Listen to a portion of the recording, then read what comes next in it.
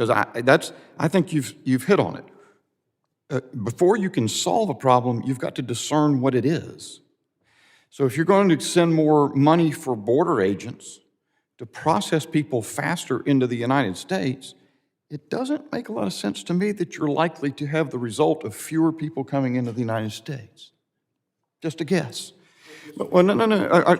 I am, but I'm starting there. Believe me, I'm getting ready to. Believe me.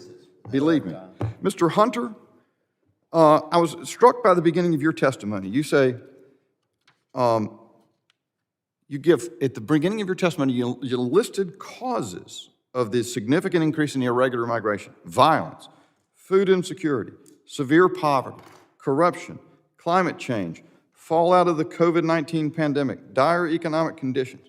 That's 7. Let me ask you this. I'm looking at I think this is the National Immigration Law Center, a pro-immigration group, it described this, and it's one of them, you can find this description anywhere.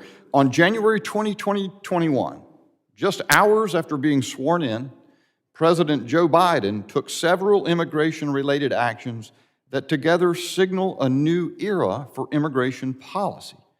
They comprise an important first step redressing some of the ways in which immigrant communities have been profoundly harmed, in particular over the last 4 years, and towards the United States becoming more welcoming of immigrants and refugees. There's an appearance of Secretary Mayorkas on CNN that everybody's seen recently, in which he said, "We've rescinded so many Trump immigration policies, it would take so much time to list them." Too many to list. I wonder, as you were describing the causes of increases in migration, why did you omit all of those landmark changes in policy by the Biden administration? Thank you, Mr. Chairman, for the question. In illustrating the various drivers of irregular migration, I was highlighting why people are on the move. When it comes to policies— Do those policies, those landmark policies, do they have anything to do with the significant increase in migration across the United States border that some of my colleagues are now saying is a crisis that Republicans need to solve? Mr. Chairman, we have seen surges in irregular migration historically under presidents of both parties. Right. I'm asking about these policies and whether they caused the crisis that we now see. Will you answer that question?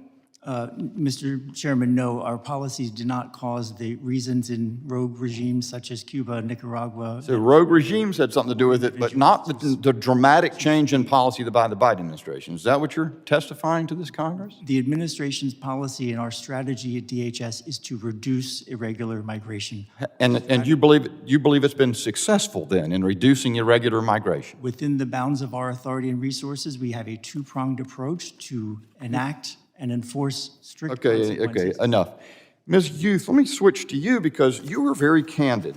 You said since 2021, to address irregular migration and ensure our national security, the United States has led the largest expansion in decades of lawful pathways to the United States.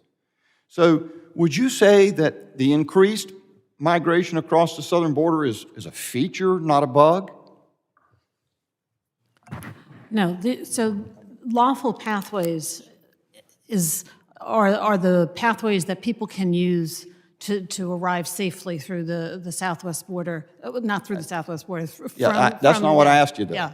What I asked you is, would you say that the increased flow across the border is a feature, not a bug, of the policies of the Biden administration? No, I wouldn't say that it's a feature. Is it a failure of the Biden administration then? No, I wouldn't say that it's a failure. I would say that this is a symptom of something that is happening all over the world. There are more than certainly not the fault of any Biden administration policy. There are 110 million people who are displaced globally, and 20 million of them are displaced in this region. This is something that we're seeing throughout the globe. Our European partners are also facing similar challenges. This is not something that is simply— I know. We've seen what happens in Europe and elsewhere in the world when American leadership there fails too, but that doesn't explain why we've had the massive numbers from the beginning of the Biden administration across the U.S. border.